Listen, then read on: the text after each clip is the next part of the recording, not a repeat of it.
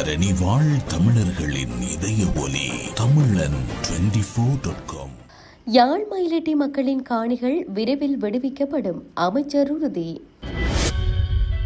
செம்மணி மனித புதைகுழி 3ஆம் கட்ட அகழ்வு பணி இன்று வெளியாகவுள்ள அறிவிப்பு.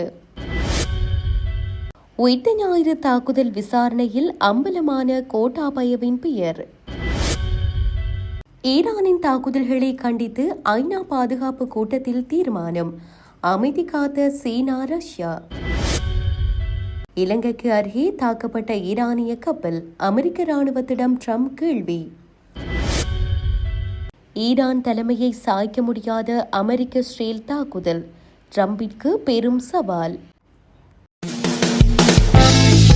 சுவிஸ் ஆஃப்ரிங்கன் நகரத்தில் குறைந்த விலையில் சிறந்த தரத்தில் உங்கள் வீட்டு தேவைகளுக்கான யாவும் ஒரே இடத்தில். Little Asia. இங்கே தாயகத்தில் இருந்து தரமான மரக்கறி, ஃப்ரெஷ்ஷான இறைச்சி, சுவையான மீன் வகைகள் மற்றும் ஆசிய, ஆப்பிரிக்க, தாய்லாந்தில் இருந்து இறக்குமதி செய்யப்பட்ட பலசரக்கு பொருட்கள் அனைத்தும் ஒரே கூரையின் கீழ். உங்கள் ஷாப்பிங்கை இனிமையாக்க 200க்கும் மேற்பட்ட கார் பார்க்கிங் வசதி. மேலும் ஹைவேயில் இருந்து வரும் 700 மீட்டர் தூரத்தில் மிக பிரம்மாண்டமான லிட்டில் ஏசியா எக்ஸோட்டிக் ஃபுட். இன்னும் என்ன யோசிக்கிறீங்க? இப்பவே வாங்க, கையோட அள்ளிட்டு போங்க. Little Asia exotic food, park வெக் 2, 4665 ஆஃப்ட்ரிங்கன். தொடர்புகளுக்கு 0627 981111. தொடர்பென விரிவான செய்திகள். யாழ்ப்பாணம் மயிலட்டியில் பாதுகாப்பு தரப்பினர் வசமுள்ள பொது மக்களின் காணிகள் குறித்து கடற்றொழில் அமைச்சர் அறிவிப்பொன்றை விடுத்துள்ளார். அதன்படி குறித்த காணிகள் விரைவில் விடுவிக்கப்படும் என அமைச்சர் ராமலிங்கம் சந்திரசேகர் மயிலட்டி மக்களிடம் உறுதியளித்துள்ளார். மயிலட்டி மக்களின் கோரிக்கைக்கு அமைவாக கடற்றொழில் அமைச்சர் குறித்த பகுதிக்கு நேரடியாக விஜயம் செய்திருந்தார். இந்த நிலையில் அங்கு மக்களோடு உரையாடிய போது பாதுகாப்பு தரப்பினரிடம் உள்ள காணிகள் இவ்வருட இறுதிக்குள் விடுவிக்கப்படுவதற்கான நடவடிக்கை எடுக்கப்படும் என தெரிவித்துள்ளார். இதேவேளை குறித்த விஜயத்தின் போது கடற்றொழில் அமைச்சருடன் வடமராட்சி அமைப்பாளர் கணேசரூபன், தெல்லிப்பளை அமைப்பாளர் பிரகாஷ் ஆகியோரும் சென்றிருந்தமை குறிப்பிடத்தக்கது.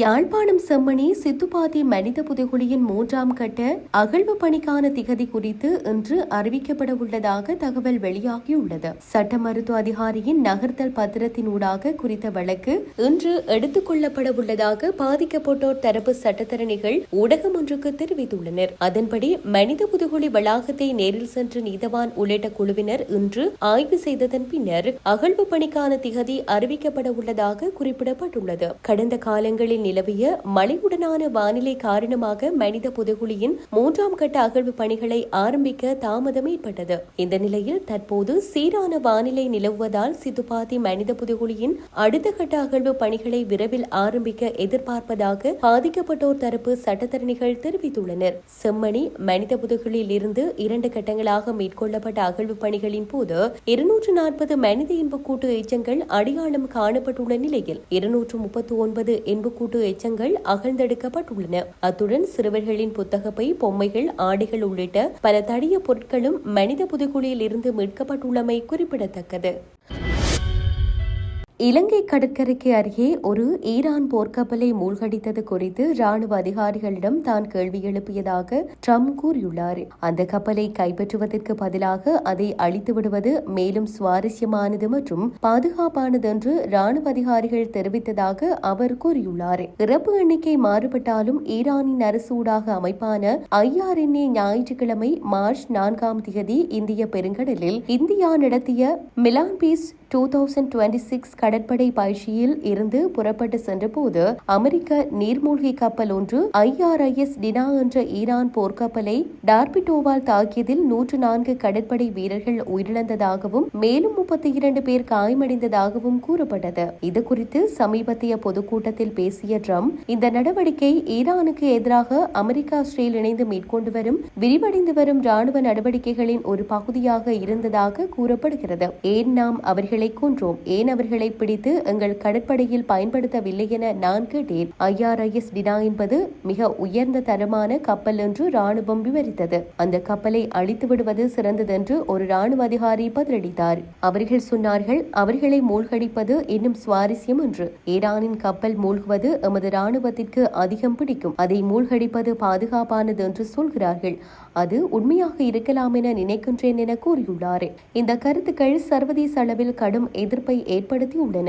விமர்சகர்கள் மற்றும் சர்வதேச சட்ட நிபுணர்கள் இவ்வகையான கருத்துக்கள் பல உயிர்களை காவு கொண்ட தாக்குதலை மிக அலட்சியமாக நியாயப்படுத்துவதாக கண்டனம் தெரிவித்துள்ளனர். ஈரானிய அதிகாரிகள், குறிப்பாக துணை வெளியுறவு அமைச்சர், அந்த போர்க்கப்பல் ஆயுதமற்றதாகவும் எந்த ஆயுத சுமையும் இல்லாமல் இந்தியா வங்காள விரிகுடாவில் நடத்திய பன்னாட்டு கடற்படை பயிற்சியில் கலந்து கொண்டு திரும்பும் வழியில் இருந்ததாகவும் தெரிவித்துள்ளார். வளைகுடா நாடுகள் மற்றும் ஜோர்டான் மீதான ஈரானின் தாக்குதல்களை கண்டித்து ஈரான் உடனடியாக விரோத போக்கை நிறுத்த வேண்டும் என்று கோரி ஐக்கிய நாடுகள் பாதுகாப்பு அமைப்பு ஒரு வரைவு தீர்மானத்தை நிறைவேற்றியுள்ளது. வளைகுடா ஒத்துழைப்பு அமைப்பு ஆதரித்த தீர்மானத்திற்கும் 135 பிற ஐநா உறுப்பு நாடுகளால் இணை அனுசரணை வழங்கப்பட்ட தீர்மானத்திற்கும் ஆதரவாக ஐக்கிய நாடுகள் பாதுகாப்பு அமைப்பின் 15 உறுப்பினர்களில் 13 பேர் வாக்களித்துள்ளனர். வரைவுக்கு எதிராக இந்த நாடுகளும் வாக்களிக்கவில்லை. சீனாவும் ரஷ்யாவும் இதில் வாக்களிக்கவில்லை. ஆனால் குறிப்பாக இந்த தீர்மானத்தை தடுக்க தங்கள் வீட்டோ அதிகாரத்தை பயன்படுத்த வேண்டாம் என்று முடிவு செய்ததாக சர்வதேச ஊடகங்கள் செய்தி வெளியிட்டுள்ளன. ஏனெனில் பாதுகாப்பு அமைப்பில் மட்டுமல்ல, பிற உறுப்பு நாடுகளிலும் இதற்கு அதிக ஆதரவு கிடைத்தமையே காரணம் என சர்வதேச ஊடகங்கள் அடிக்கோடிட்டுள்ளன. தற்போது ஏற்றுக்கொள்ளப்பட்ட இந்த தீர்மானத்திற்கு 135 பிற நாடுகள் இணை அனுசரணை அளித்துள்ளன. பாதுகாப்பு அமைப்பின் வரைவு தீர்மானத்திற்கு இணை அனுசரணை வழங்கிய நாடுகளின் எண்ணிக்கையில் இதுவே அதிக எண்ணிக்கை என கருதப்படுகிறது. இந்த தீர்மானம் ஈரானின் தாக்குதல்களை கண்டிக்கிறது. உடனடியாக இந்த போக்கை நிறுத்த கோருவதாக அறியப்படுகிறது. மேலும் வளைகுடா பிராந்தியத்தில் துறைமுகங்கள் மற்றும் எரிசக்தி வசதிகள் போன்ற உட்கட்டமைப்புகளை ஈரான் குறிவைப்பதை கண்டிப்பதாகவும் கூறப்படுகிறது.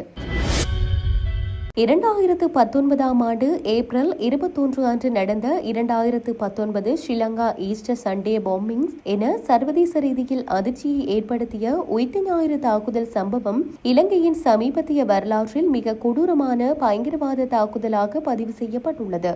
கத்தோலிக்க தேவாலயங்கள் மற்றும் நட்சத்திர ஹோட்டல்களை குறிவைத்து நடத்தப்பட்ட இந்த தாக்குதலில் 250க்கும் மேற்பட்டோர் உயிரிழந்ததுடன் நூற்றுக்கணக்கானோர் காயமடைந்தனர். இந்த தாக்குதலுக்கு பின்னர் பல சந்தேக நபர்கள், அவளது குடும்பத்தினர் மற்றும் உதவியாளர்கள் குறித்து விசாரணைகள் முன்னெடுக்கப்பட்டன. அந்த வரிசையில் அதிகம் பேசப்பட்ட பெயர்களில் ஒன்று சாரா ஜாஸ்மின் என்பவருடையது.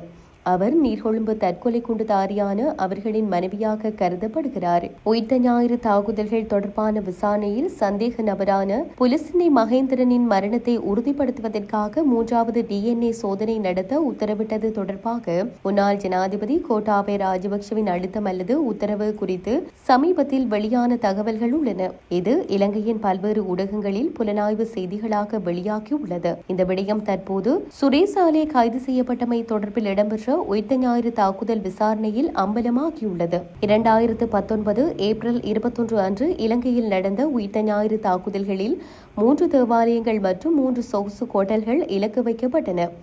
இதில் 270க்கும் மேற்பட்டோர் கொல்லப்பட்டனர், 500க்கும் மேற்பட்டோர் காயமடைந்தனர். இந்த தாக்குதல்களை தேசிய தவ்ஹீத் ஜமாத் அமைப்பின் தலைவர் சக்ரான் ஹாசிம் தலைமையிலான குழு நடத்தியது. தாக்குதலுக்கு பின்னர் கொழும்பிலிருந்து கல்முனைக்கு தப்பிய சக்ரானின் குடும்ப உறுப்பினர்கள் மற்றும் சிலர் 2019 ஏப்ரல் 26 அன்று சாய்ந்தமருது பகுதியில் ஒரு வீட்டில் வெடிப்பில் இறந்தனர். இதில் சாரா ஜஸ்மின் அந்த வீட்டில் இருந்தார். ஆனால் அவர் அந்த வெடிப்பில் இறக்கவில்லை என்பதை 2 DNA சோதனைகள் உறுதிப்படுத்தின. 2022 ஆண்டு முன்னாள் ஜனாதிபதி கோட்டாபய ராஜபக்ஷ தலைமையிலான பாதுகாப்பு கூட்டத்தில் சாரா ஜஸ்மினின் DNA-க்கு 3வது சோதனை நடத்த உத்தரவு பிறப்பிக்கப்பட்டது. இந்த உத்தரவு முந்தைய 2 சோதனைகள் அல்லது அவரது மரணத்தை உறுதிப்படுத்தாத நிலையில் விசாரணையை சரியான திசையில் வழிநடத்துவதற்காகவா அல்லது ஆதாரங்களை மறைக்கவும் விசாரணையை சீர்குலைக்கவும் உத்தரவிடப்பட்டதா என்பது குறித்து சந்தேகங்கள் எழுந்துள்ளன. இந்த உத்தரவு எந்த அடிப்படையில் கொடுக்கப்பட்டது, யாருக்கு கொடுக்கப்பட்டது மற்றும் இதில் ஏதேனும் குற்ற செயல்கள் உள்ளதா என்பதை விசாரிக்க நீதிமன்றம் உத்தரவிட்டுள்ளது. 2026 மார்ச் 11 நேற்று கொழும்பு நீதவான் இசுரு நேத்திகுமார குற்றப்புலனாய்வுத்துறை அதிகாரிகளுக்கு உத்தரவு பிறப்பித்தார். இந்த உத்தரவின்படி 2022 ஜனாதிபதி கொடுத்த உத்தரவு குறித்து விசாரணை நடத்தப்பட்டுள்ளதா என்பது குறித்து உடனடியாக அறிக்கை சமர்ப்பிக்க வேண்டும். இது விசாரணையை சீர்குலைக்கும் முயற்சியா என்பதை உறுதிப்படுத்துவதற்காகவே இந்த உத்தரவு. மேலும் இந்த வழக்கில் 3வது சந்தேக நபராக பெயரிடப்பட்டுள்ள முன்னாள் உளவுத்துறை இயக்குநர் சுரேசாலே தொடர்பான 25 பக்க ஆதார சுருக்கத்தை சிஐடி நீதிமன்றத்தில் சமர்ப்பித்துள்ளது. முந்தைய 2 DNA சோதனைகள் சாரா ஜாஸ்மினின் மரணத்தை உறுதிப்படுத்தப்படவில்லை. ஆனால் 3வது சோதனை அவரது தாயின் DNA-உடன் பொருந்தியதாக கூறப்படுகிறது. இந்த மாதிரி சேகரிப்பு முறை சந்தேகத்திற்குரியதென பொது பாதுகாப்பு அமைச்சர் ஆனந்த் விஜயபால கூறியுள்ளார். சிஐடி இதை விசாரித்து வருகிறது. மேலும் நீதிமன்றத்தில் விவரங்களை சமர்ப்பிக்கும் என எதிர்பார்க்கப்படுகிறது.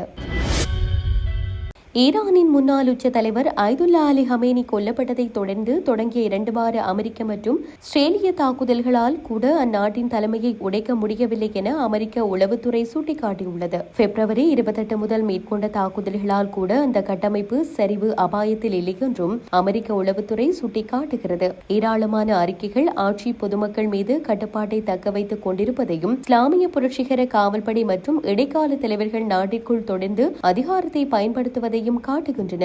தரைவழி தாக்குதல் இல்லாமல் ஈரானின் மதசார்பு அரசாங்கத்தை இந்த பிரச்சாரம் கவிழ்க்கும் என்பதில் எந்த உறுதியும் இல்லை என்பதை ஆஸ்திரேலிய அதிகாரிகள் ஒப்புக்கொண்டதாக தெரிவிக்கப்படுகிறது. அதிகரித்து வரும் எண்ணெய் விலைகளுக்கு மத்தியில் அமெரிக்காவில் அரசியல் அழுத்தம் அதிகரித்து வருவதால் மோதலுக்கு ஏற்றுக்கொள்ளக்கூடிய முடிவை கண்டறிவது கடினமாக இருக்கலாம் என்று அறிக்கை குறிப்பிட்டது. இந்த நடவடிக்கை விரைவில் முடிவடையக்கூடும் என்று ஜனாதிபதி டொனால்ட் ட்ரம்ப் தெரிவித்துள்ளார். அதே நேரத்தில் நிபுணர்கள் சபை முஸ்தபா ஹமேனியை புதிய உச்ச தலைவராக அறிவித்தது.